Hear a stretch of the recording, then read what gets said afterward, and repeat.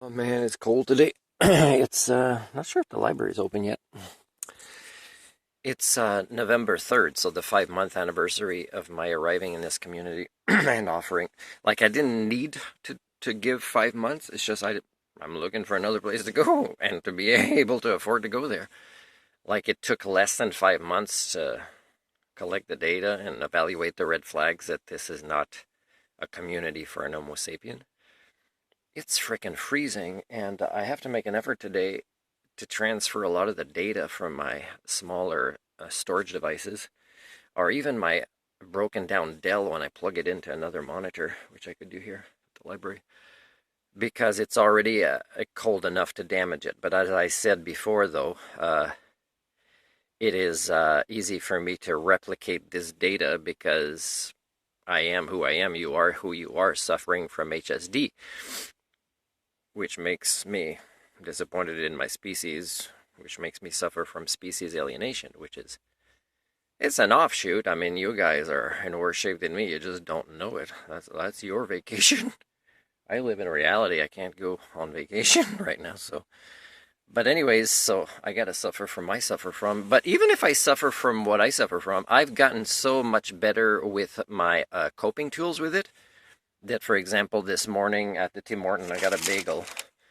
And I made the lady laugh that I've been talking to her for 5 months. Gave her a nice card when her mother passed away, and I made her laugh with two jokes. And yes, I said, should I come up with a third joke so that when you repeat these words every morning, she works mostly morning shifts, if not only, you'll enjoy your work more because it's a repetitive kind of thing, right? And yeah, she's looking forward to the third one. But already with the two jokes I did today, which I'll tell you about in a second, is she already it's already changed her life. It feels better to do this repetitive thing, and often within a minute you're repeating this thing in less than a minute. Speaking of repetition, so I sent a survey to McDonald's, and I said yes, the manager or whoever the branch can contact me, and here's my email.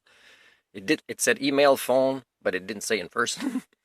And, but I'll request, if they email me, which they haven't yet, an in-person meeting. Because right after I did that, I went to McDonald's. And I felt like a fish sandwich, the double one. And I gave specific instructions. And it was really interesting just standing there and observing what was happening between the youth, that, the teenagers that now, you can tell some of them want to put quality, but they're the minority. So they're going to get a lot of frustrations, and it's not going to win.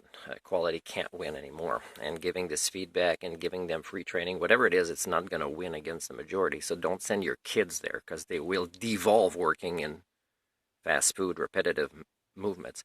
Like, for example, the communication between the lady at the cash who made an effort and I was seeing her and how people were responding, like not wanting the communication from her, and then suddenly kind of noticing they have to apply it because maybe the customer's right there listening. And then after it's done, kind of putting it in one place, but the person that puts it in a bag for me and gives it to me, although I'm there and that person's not there, because they move away, right? When there's no customers, they move away. They distract themselves.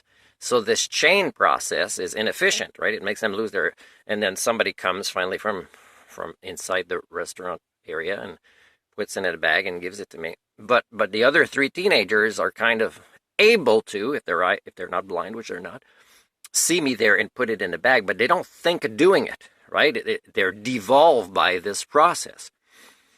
So, I mean, if that's why in the feedback I gave, I took a screenshot.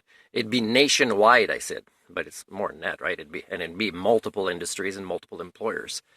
Is teach thinking at human levels, really. To bring back quality, because the lack of quality. And what I said in my feedback is mostly properly cooked food, because a lot of questions ended up being about how safe I feel as a customer in a survey on COVID. And well, I said one of the things that would make people feel better is properly cooked food. Like if it comes to you cold, for example, and just do it more. Like take the extra few seconds or minutes. So I'm patient and I'm not saying anything, but I'm just there observing, and I'm also noticing how my presence observing is putting pressure on them, where they're assuming it has to be quick. But the communication from the lady who took the cash payment from me is like, it has to be applied now. So they're like confused. Their brains are like about to tilt, right? Between speed and human communication has to apply as well, and it doesn't work out. And they're like stressed, and all I did was order two different kind of sandwiches. And like somebody came from the back and, oh, we don't toast bread, so this is what you can do. It's like everybody's like freaking out. This, how do you deviate from the norm in ways that, a 5-year-old understands? And so it's pretty pathetic. But I hope that when they contact me, if they do, is I'll be able to say this. But I mean, an owner can't deviate from what the franchise wants them to do, so they're not in charge of their business. We already know that. Managers are not. But there's a lot of the times when they're not busy in their specifically assigned chores, and they have their back to the counter. They don't even know customers there waiting. That happens a lot. So the more you automate things, or customers come in, they're just waiting and the bag's ready, and are you this number? The less there's human interactions, the less there's human thinking. Anyways, so when I was at Tim Horton, I'm hearing this lady that I've been kind of friendly with for a long time, who enjoys my sense of humor. I made this joke about, what she's repeating, which is, anyways, I'll tell you in a second. So the joke is, hey, I just finished a couples counseling course. It was pretty good. Oh, how was it? And I said, well, hey, like the instructor said that if one of your clients works at Tim Horton and you're not sure if they're giving you an honest answer about whether they love their spouse and they want to stay with them, is ask them how many times per week to their spouse they will say, good morning, what can I get for you? Like, repeat this. And I did it really like plain, like she does, like the repetitive, no tone changes or originality or uniqueness. And that was really funny. I say, hey, it's got to be to your spouse if you do this. Sometimes, not just the drive-through people, unless your spouse is there. And the other joke I came up to do, and this is just me like doing homework and I'm waiting, and then she wanted to listen to the end of the second joke, but I know things are happening. So I waited like a few minutes before finally I tried to say, okay. And the joke was I pretended it was long, and I started it by saying, okay, so this guy walks into a bar and sees this girl. Oh, crap, it's a long joke. Do you want the ending? And really, you don't need the middle part. And the ending is the guy asks his friend, hey, how was the date with that girl a few nights ago? And the guy answers, well, I'll tell you with just one quote from what I told her near the end of the date. Good morning. What can I get for you? So the tone changed there, right? Because it's a morning tenderness, right? So the date went well. And so she found that funny as well. So after that, I'm like, I still got my headset on and I'm doing homework, but I'm hearing her repetition and it's starting to get some tones to it. And so for me, as a life skills coach, as somebody that I am that has skill sets and, just enjoys culture repair or empowering people or increasing their metapsychology or bringing joy to, automatons, which you have to be in jobs like McDonald's or Tim Horton. And it's nice after that she finally told somebody, because I told her, because I know she can make it. She's always made an effort for me as a customer to give me the customer service. I said, can you tell the person to flip it over the bagel so that when you double toast it, it'll be the other side? That's really beyond what I've posted in other vlogs anybody could figure out on their own, because it's still way too soft on the other side. So now it's been done. Now I'm doing this and it's already cold, but it was worth doing this vlog to explain. A life skills coach can create win-win scenarios, can have fun, can use their sense of humor. And using all my other skill sets as a polymath, who cares as a global culture peer, is I brought joy to her life already.